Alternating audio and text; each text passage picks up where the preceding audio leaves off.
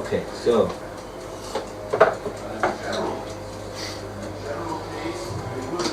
what do you have here?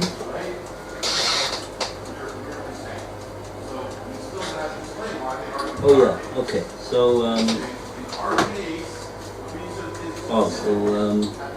yeah, we said Reish V'Seif is Rebbe. Mitziyos Rabbanan. That's what we came out with. Right. And that really amounts to a kasha. Because that's a very strange way to organize a Mishnah. That's not the way the Mishnah is generally written. So to say that that's what is pshat in the Mishnah is not so glad. Ishta ze glad, as they say. Maybe we could find a different way to explain the Mishnah so that it's not organized in such a mishmash. Amar Reb Zera. So what is Reb? We're going to go to Reb Zera. See where Reb Zera starts? Yep. First word in the line is Rabbanan. It's about 25 lines down from the top.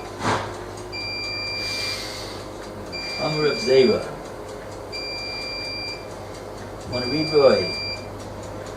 Kamma Reb Zera said, Torah, the Mishnah as it appears is indeed self-contradictory. Nein Sheshana Zot Lo Shana Zot.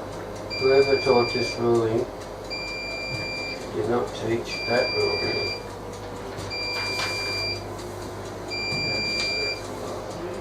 Yeah, so what exactly is Reb Zera saying that the Gemora didn't say before? That's what the Gemora said. The Reisha and the Sefer go like one opinion, and in the middle it goes like a second opinion that argues on the first opinion. So what does Reb Zera say? Tabra, this Mishnah is as it were, Tabra, the word Tabra literally in Aramaic, it's an Aramaic word, and the word Tabra, the Tuf switches for a Shin, and in Lashon HaKodesh, Shin base Reish means, Shever means it's like a broken piece. It's a broken piece. Break it. It's a broken thing. It meaning one part breaks the other part. It doesn't make any sense. It's not one consistent unity. Okay, that's what we just got through saying. Vishashanazu, lo shanazu. The one that learned this part, lo shanazu, did not learn that part. Okay. Really, what does Reb Zera say? Let's take a look at Rashi. You want to read Rashi, do? Sure. So I get my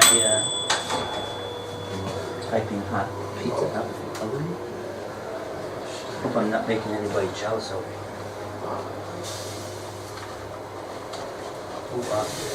Oh, here, Tavra. Kasha, it's a question. Dadi, Reisha, the Seifa, the not sure what this abbreviation is. Not sure. Adadi. Adadi is by itself. The Reisha and the Seifa.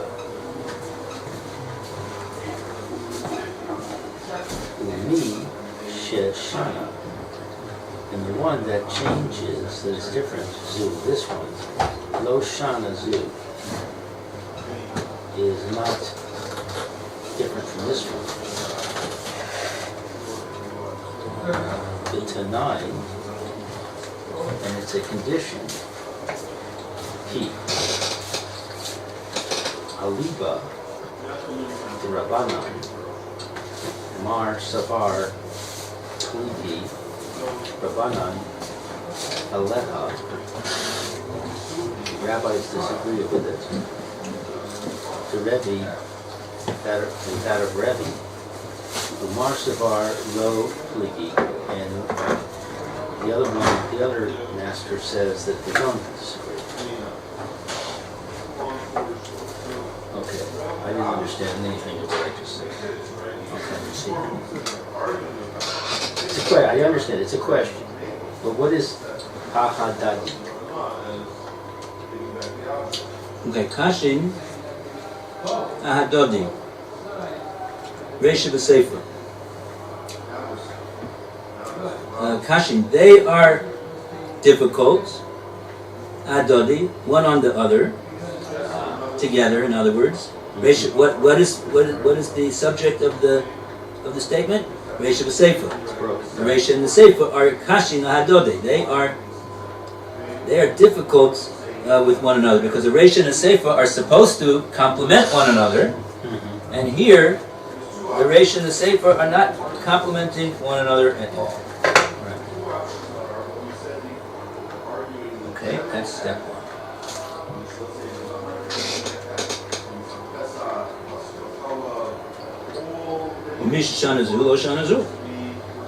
Like he said. What about this abbreviation? Dalet Tet Kuf. Oh, the Tana Kamma. Oh, that the Tana Kamma. Resha v'Sefer the Tana Kamma. Very important addition. What do we mean, Resha v'Sefer the Tana Kamma? That's the opinion of the Tana Kamma. Whereas the Emsa is somebody else's opinion.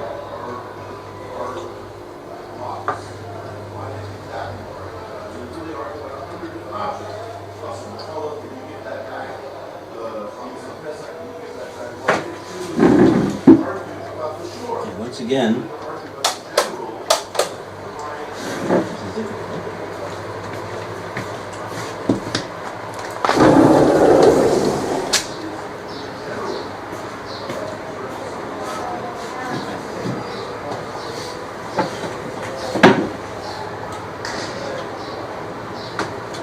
okay, now, really, what we need to say is that there's a view that's expressed in the Mishnah that Reb Zera understands is attributed to the Tana Kamma.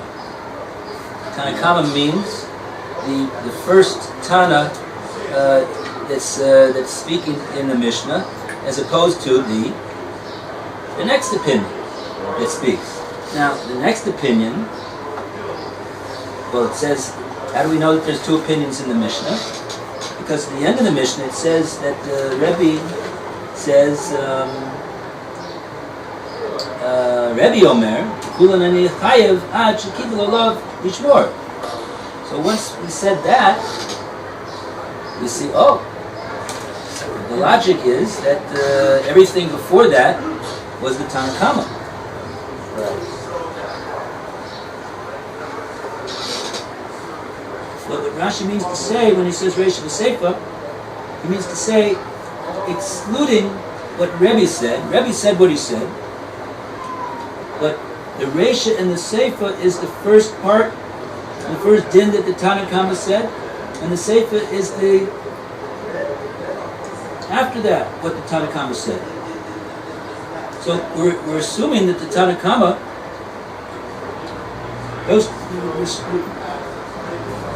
Reb Zera was taken on that the statement, the first two statements, whatever is called the Resha and the Sefer, are attributed to one Tana, and they are internally inconsistent with one another. It doesn't make any sense that one Tana could have said both the Resha and the Sefer, even though according to the structure of the Mishnah, we have a Resha and a Sefer of one Tana Kamma. Because we don't see that the Mishnah attributes the Resha and the Sefer to somebody else other than the same opinion. Reb Zera understands it's one Tana Kamma.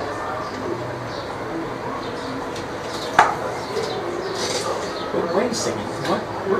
How is Rashi saying that the Reisha and the Seifa are different from each other when we just established that the Reisha and the Seifa were the same? It's the Emsa that's different. Okay, this is part of the difficulty in the Gemora. I mean, the Gemora is not difficult. You just have to know what the Gemora means when it says Reisha and Seifa each time that it says it, and it changes over here. Rashi is very clear in what he says. We're not talking here about the Reisha and the Seifa of the Mishnah. We're talking over here about the Reisha and the Seifa of the Kamma. There's two parts to the Kamma. And Rashi is explaining that Reb Zera is saying that those two parts, which according to the structure of the Mishnah should be attributed to one opinion, are difficult because the Reisha contradicts the Seifa. Well, what is the Reisha and the Seifa? Ah, that's the question. That's the question. Rashi doesn't explain that. What is the Reisha and what is the Seifa? But let's see what he's going to say right now. He's going to say right now. Okay, so the Reisha, in other words, the Reisha is the case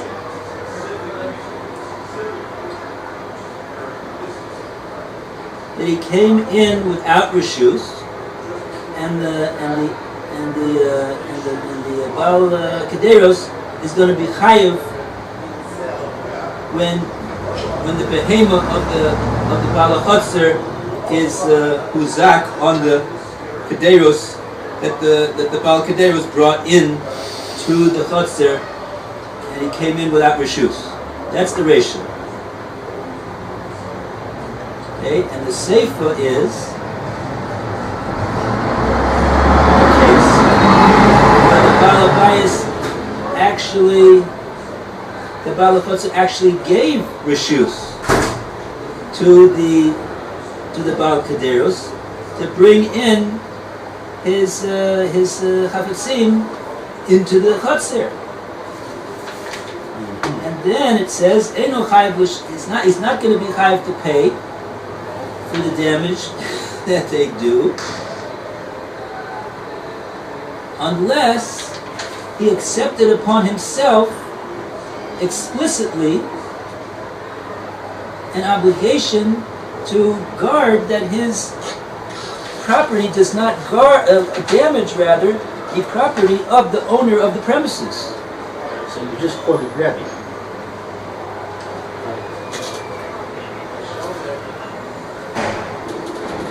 Right? Mm-hmm. Is that right? Yes or no? Is that no? We're only talking about those. That was the Reisha and the Seifa of the Mishnah, of the Kamma. I thought Before we get to Rebbe. I thought the Kamma says that he is obligated, even though he didn't say explicitly. That's the implication, right? That's exactly right. The implication of the Reisha is that the only reason that he's chayav is because he came in without reshus. But if he would have come in with reshus, he would not have been responsible. That's the implication of the Reisha. But the Right. Seifa says that the owner is responsible, even though he didn't explicitly say it. Right? We're saying that the Seifa is talking about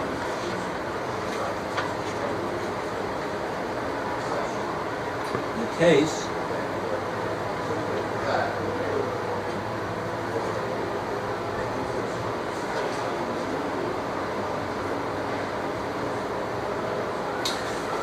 talking about the following case. The last line of the Mishnah on Mem Zayin Amud Aleph. Teknis shoro l'chotzer. That's what Reb Zera is understanding the Seifa of the Kamma to be. Before we get to Rebbe. Teknis shoro, In other words, the owner of the chotzer brought in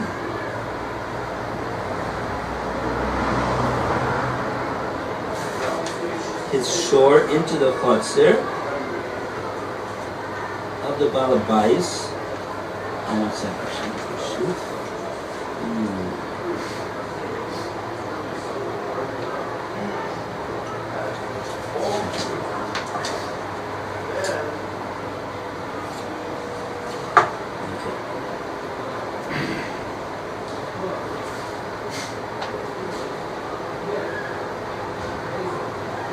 Again, let's start over again.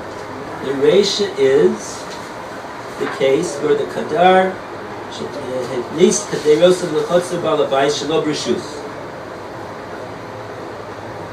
The potter brought his pots into the Chotzer of the Balabais without any permission, and the behema of the Balabais is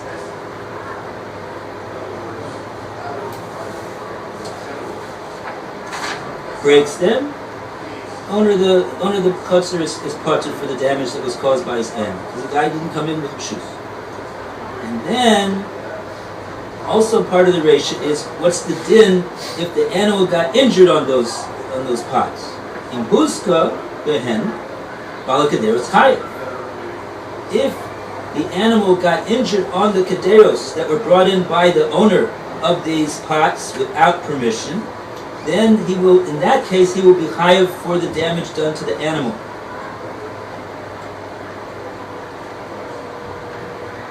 Okay, that's the ratio. Then it says ve'im hiknis b'reshus balachotzer chayav. If he came in with reshus, then the balachotzer will be liable for damage that his animal did to the pots.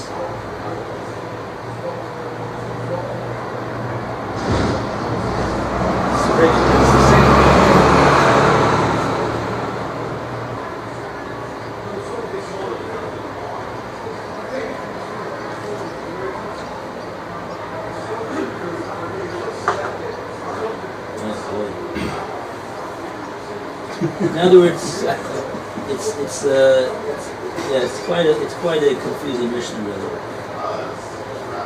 The Seifa is talking about even where the Baal HaChotzer gave permission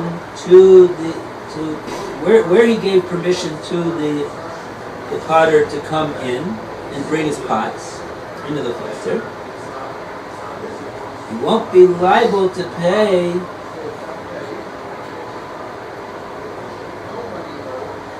He will not be liable to pay when the animal damages them. He won't be liable to pay when they This says he is liable to pay. One second.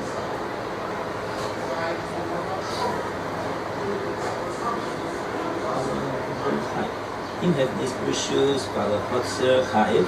Heknis Berosov, it says Chayiv over here. Where's there a case of Torah? That's Rebbe. No. There was Torah even before Rebbe. Heknis Perosov Lachotzer, Balabais, Shelo Brishus, Akaltim Behemto, Shabalabais Potter. The Buska Behen Balaperos Chayiv. Im Heknis Brishus, Balachotzer Chayiv. I fail to see where it is that there's an inconsistency.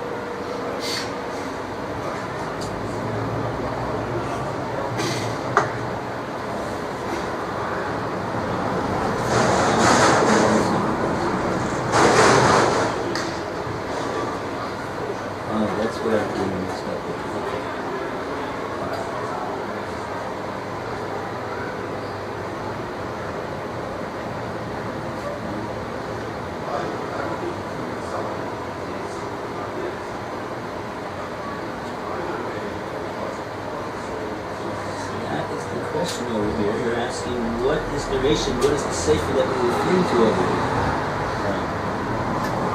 Okay, so let's try it again.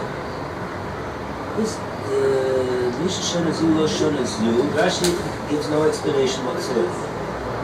Misha Shana Zu Lo Shana Zu. Tanoihi Aliba the Rabbanon. Mar Savar Pligi Rabbanon Alei the Rebbe. Mar Savar Lo Pligi. Wonderful. So Rashi says over here like this.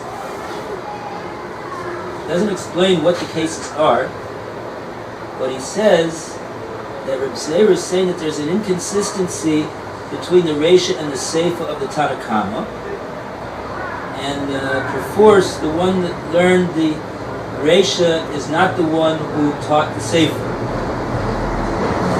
How we explain such a thing, if it's all according to the Kamma, Rashi says very simply, Tanoihi. We have a dispute amongst the Tanoim, Aliba the Rabbanon. According to the Rabbanon, meaning, what was it that the Rabbanon say? We have a dispute of the Tanoim. What do the Rabbanon of Rebbe hold? We know what Rebbe holds, but the question is what the Rabbanon hold. We have a machlokes Tanoim. Tanoihi, says Rashi. That means we have a machlokes amongst the Tanoic stages, Aliba the Rabbanon. Over the Rabbanon, what do the Rabbanon themselves hold? How so? Rashi explains, Mar Savar Pligi Rabbanon Alei the Rebbe. One master is of the opinion that the Rabbanon differ with Rebbe, they hold differently than Rebbe. And Mar Savar Lo Pligi. There's an opinion of the Tanoic sages who hold that there is no machlokes at all between Rebbe and Rabbanon. They're of the same opinion. So that is what Reb Zeira is saying according to Rashi. He's not saying what can we do with this crazy Mishnah? It doesn't make any sense at all. He's saying what you have to understand is that the Mishnah is representing to us the two variant opinions of what is the view of the Rabbanon. According to one opinion, the Rabbanon argue with Rebbe. And according to the other opinion, the Rabbanon do not argue with Rebbe. What was the machlokes that we thought between... What does Rebbe himself hold? Rebbe says you have to explicitly agree to go. Right. That's what Rebbe says explicitly. So he said, even if the guy gives permission to enter, it doesn't mean that he is ensuring that he's going to he's taking upon himself an obligation to guard from damage.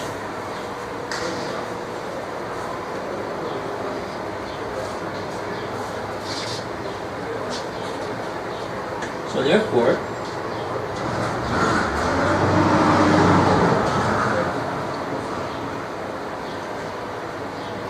that's what Rebbe holds. There's no doubt about that. The machlokes that we have, though, is, do the Rabbanon agree with that? Then he's not going to be responsible unless he explicitly indicates that he takes upon himself obligation to guard? Or, like Rebbe? Or do the Rabbanon hold? Not like that. They say no. If he's going to give permission to come in, he in addition to that, he's accepted upon himself the obligation to guard. So nowhere in the Mishnah does it state anything about the rabbis. But we have a clear statement which is a disagreement to Rebbe, which is Im Hiknis Rishus Bal Hachetzer Chayev. So if that statement is attributed to the Kamma, and the Kamma is not Rebbe, not the rabbis, then the rabbis are not discussed. It's the Kamma that disagrees with Rebbe. But if we say that the Tana Kamma is the rabbis, then there is a disagreement. Tana Kamma is Rabbanan. Oh, okay. Tana Kamma simply means the first Tana as opposed to the second Tana. It doesn't mean that it's a singular opinion. Okay. Generally, it's not a singular opinion. Right. Generally, it's the Stam opinion, unspecified, which we attribute to the Rabbanan. The Rabbanan. Yeah. Okay, so then we have a clear statement that they disagree.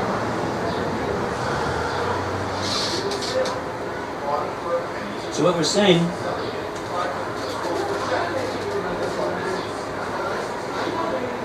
is that in the Reisha, it's dafka on account of the fact that the owner of the pots came in to the chutzner without permission, and the animal of the owner of the chutzner was damaged by them. Dafka on account of the fact that he came in without permission, that he's going to be liable. Because why mention the fact that he came in without permission? What's it got to do with anything? It's clear that that's the whole reason why he's liable. Oh, and that's what the Gemora said in its diuk. The Gemora said in the diuk, if he would have come in with permission, then what would have been the din? He would have been exempt. Even if he did not explicitly take upon himself to guard that his pots don't injure anybody. Which goes like the thought, the Rabbanan that argue with Rebbe. So what Reb Zeir is saying, that represents the view of the Tana who holds that the Rabbanan argue with Rebbe. That's the Reisha. And the Seifa is talking about a case later on in the Mishnah when he comes in with permission and the owner of the behemoth of the owner of the premises breaks the kelim, the owner is liable to pay for the damage. Why is he liable to pay for the damage? Did he explicitly take upon himself the obligation that his animal won't do any damage to the guy? No, he didn't say that. He said, you can come in if you want.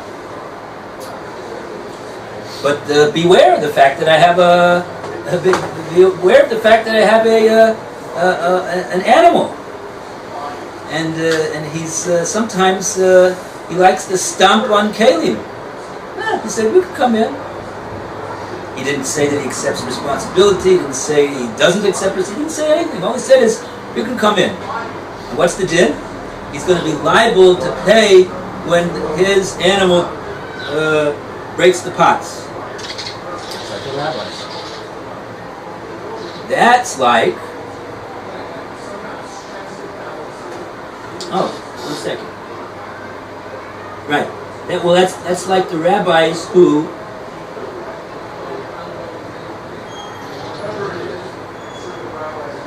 One second. All he said is come in. Oh, and nevertheless he's going to be chayav, even though he didn't accept upon himself any responsibility. So the Reish and the Sefer are consistent. Consistent? Consistent, yeah. Because in the What Rashi says. I know, but that's what I'm having difficulty with. Because in both cases, we have the rabbi's opinion. No, the Reisha implies that the only reason that he's liable, the owner of the pots, is because he came in without permission. But if he had permission to come in, even though he didn't, and he didn't accept upon himself any responsibility to guard, he won't be liable. So you see that because you see that even though you see that he's going to be putter until he accepts responsibility to guard from the Reisha. No, because it says he came in without permission, Yeah. and he's chayav. But he never accepted responsibility. Right. What's the implication from that case? That if he did have permission, he would be butchered. Right. But what I'm saying is, let's look at the case where he doesn't have permission and he's chayiv. Why is he chayiv? He didn't take responsibility. Here he didn't take responsibility in the Reisha. And nevertheless he's putter. He's putter by implication, but he's chayiv explicitly. He's putter because since he didn't, because you see from the Reisha, he's putter because until you accept responsibility, you're going to be putter. And in the Seifa, he's going to be chayiv, even though he did not accept responsibility. They're inconsistent. There's two cases in the Reisha. There's the explicit case, which is he doesn't have permission, and he's chayiv. And the implicit case, which is he does have permission, and he's putter. So I'm saying if you look at the explicit case, he doesn't have permission, and he's chayiv. That's like the rabbis. Because he never accepted responsibility. He just came into the courtyard, put his stuff down, and the animal came over and stepped on him. Okay, we're having a problem. What is the Reisha and what is the Seifa? I'm saying the Seifa is a different case than what you're saying. I'm saying the Seifa is the case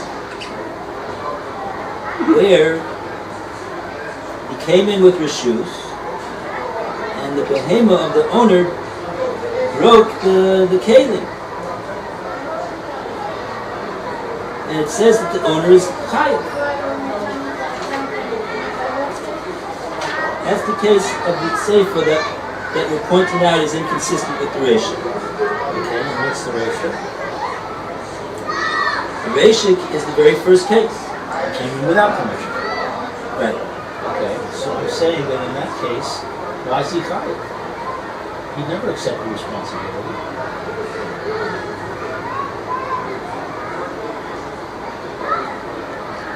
He's chayiv because he came in without Rishus. That's the reason why he's chayiv. But he never accepted responsibility, so therefore it's not Rebbe, it's the rabbis. Again, let's take it again. He came in without Rishus and he's chayiv. What's the diuk that the Gemora makes from that? The diuk is that if the Gemora, if he came in with Rishus, he would be patur, even though he did not accept upon himself any responsibility to guard. That's the diuk that the Gemora makes from the Reisha. Right. So you see that case holds. You see that part of the Mishnah, the Reisha, holds that unless he explicitly accepts responsibility to guard, he's going to be exempt. How can you say that? That's what the Gemora says. I didn't say it. Look at the Gemora. Look at the Gemora.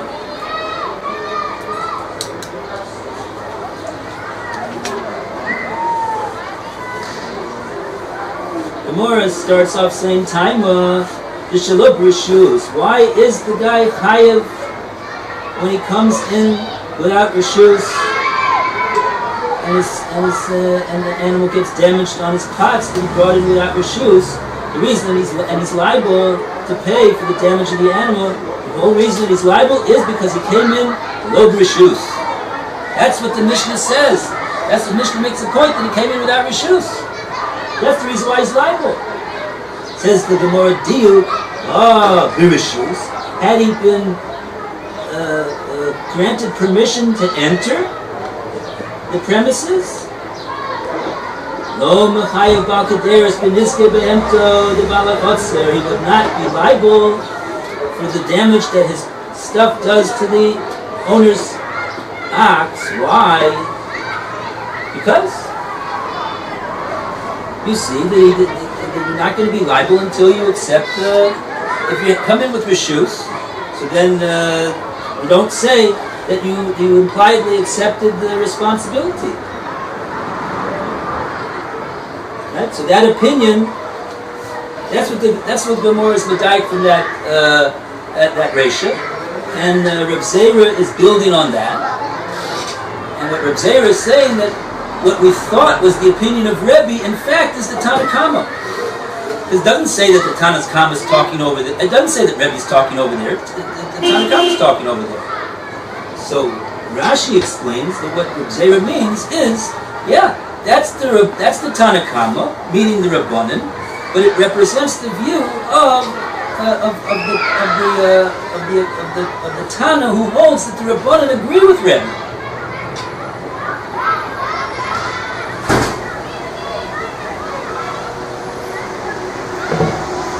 The second, and the Seifa represents the view of the other Tana, who argues and says, no, that's not what the Rabbanan holds. Is the Seifa the Diuk, or is the Seifa the next statement? Okay, let's see. The Seifa, I believe, is referring to the last line of the Mishnah. It says, Hechnis Shoro, B'chotzer Balabayis. One second. No, 1 second. V'im Hiknis B'Rishus, Ba'al HaChotzer Chayev. That's the case. If it comes in with Rishus, the Baal HaKotzer is going to be liable. What did the Baal HaKotzer do? All he did was he granted permission to the potter to come in with his pots. Did he accept upon himself the responsibility to guard that his animal doesn't do any damage to the pots? No. He didn't say any explicit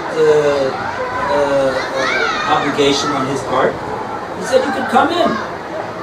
If he says you can come in, that means you can come in at your own risk, I would understand. No, according to the Seifa, it means that if he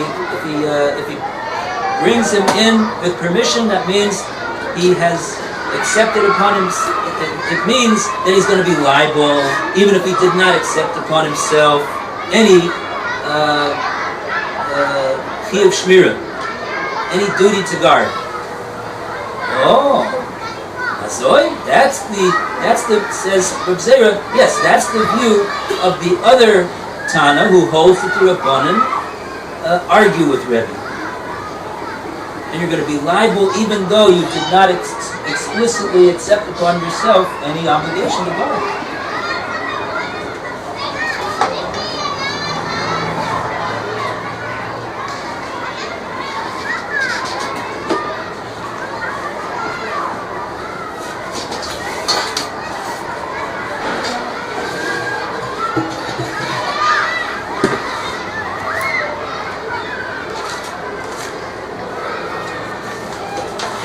Again, the Seifa says,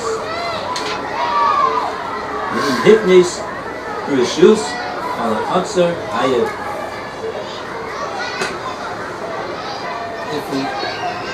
If we brought him in with permission, the owner of the premises brought in the visitor with permission, and knows he's coming in with pots. Who knows? He doesn't know. Whatever he knows.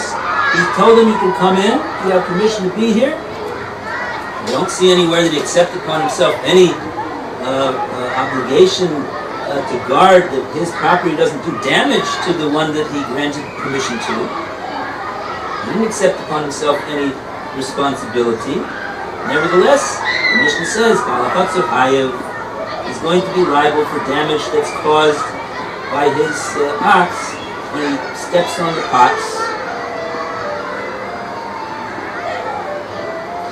Okay, so there's a contradiction between the diuk of the Reisha and the Seifa. The diuk of the Reisha says that if the potter came in with permission and the homeowner's animal was damaged, then the potter is exempt. Right. Why is he exempt? Because he didn't accept responsibility. He came with permission, but he didn't explicitly accept responsibility. Right. Whereas in the Seifa, he came in with permission and was chayav, even though he didn't accept responsibility. That's the contradiction.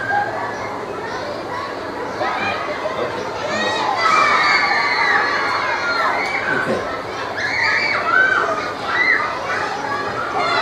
Reb Zera is saying that what's the structure of the Mishnah is now Gavaldik. The structure of the Mishnah is as it we're presenting two opinions of Tana Kamma. They're not, and the reason why they're inconsistent is because they represent the view of two different views. We have two different views. What do the Rabbanan hold? Do the Rabbanan agree with Rebbe? Do the Rabbanan disagree with Rebbe? There's two opinions. So the Mishnah presents both opinions. It doesn't mention who the opinion is. That means that we're talking about the Tana Kamma, meaning we're talking about Rabbanan, and there's a dispute amongst the Tanoim. Nafshi says Tanoihi. That means we have a dispute amongst the Tanoim, various of the earlier Talmudic sages, believe in the Rabbanan. According to Rabbanan, what do Rabbanan in fact hold? Do they agree with Rebbe, or do they argue with Rebbe? And afterwards, Rebbe explicitly says what he holds. It's clear from the language of the Mishnah that there's no dispute about what Rebbe holds. Rebbe spoke for himself, and he said, "This is what I hold." Unless he explicitly accepts responsibility, he's going to be exempt because we don't imply that he accepted any responsibility. That's clear. That's what Rebbe says. And it doesn't matter whether he has permission or not. Oh. What does Rebbe hold about the case where he comes in without permission? Right. He says in every case, in every case it's not chayiv. Ad sheyikabel aleha lishmor, till he accepts upon himself to go. So every case means what the case where he had permission, the case where he didn't have permission, right? I hear the deal. In Svara it's hard to say, but I hear the deal. Okay. It's very hard to say that if he comes in without permission, he's not going to be liable just because he didn't accept responsibility. Right. Who told you to come in? Yeah, that's very hard. Yeah, so we'll see. We'll see how it could be that I don't know. It could be the Gemora asked this question. What does Rebbe hold? What would Rebbe hold in such a case like that he comes in without permission? In other words, it could be that the kulan that we're talking about is all the cases where he comes in with permission. You have to know what kulan refers to. All of the cases, mamish. Every case you want to mention, he's going to be patur. Because he didn't say that he accepts any responsibility. Or do we say no? We mean all the cases that he comes in with permission. Since he's coming in with permission, so then we don't imply that he accepts any responsibility. When he comes in without permission, that's a different story. That's a different thing. We'll have to see. Did Rashi say anything about that in his permission?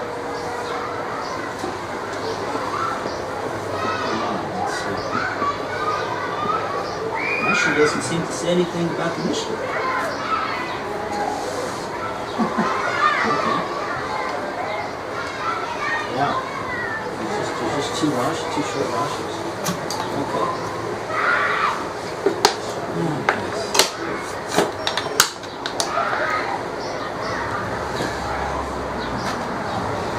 Yeah, we didn't actually read that Rashi. Maybe we should read that Rashi over here. Mani, Rebbe here. Oh, well, that's going to get involved in the whole meeting that we had over there.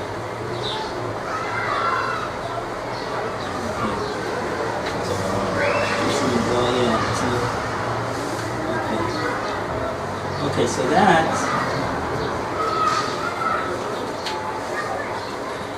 that's what Reb Zera's solution is to this question.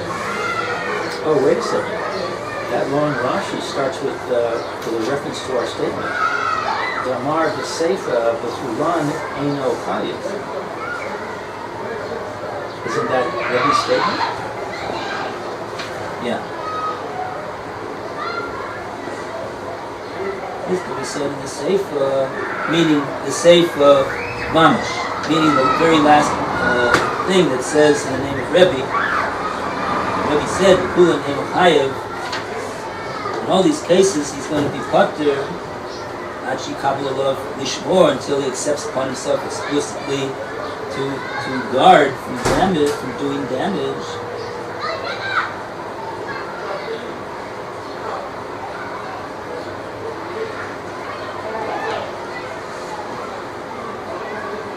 Wow, there's an interesting Bach over here. The Bach adds, Achi Kabel Olav Balabayas Lishmor. Wow, according to the Bach, this whole din that Rebbe is saying only applies to the Balabayas. Why does it only apply to the Balabayas?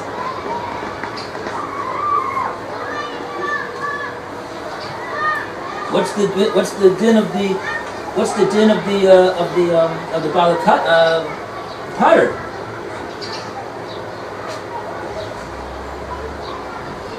That's very interesting. Now somebody's going to have to say something about that Bach. That's not so pashut, in my humble opinion. But that would solve part of the problem that I'm having.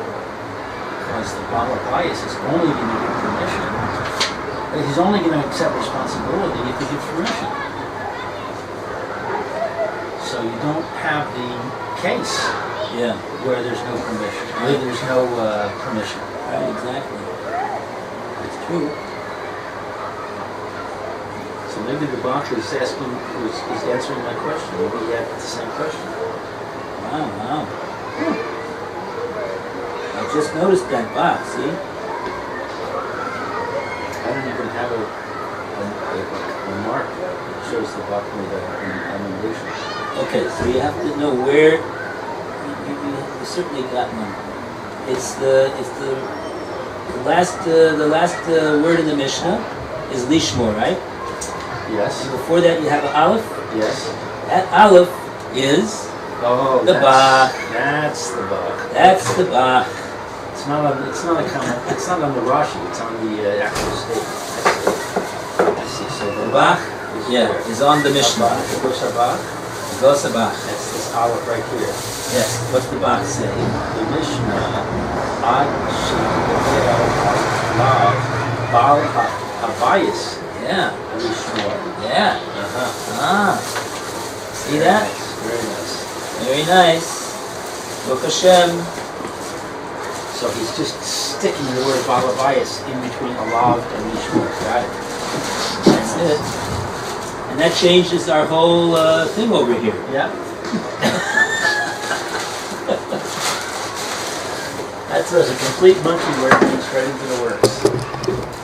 Okay, Roy.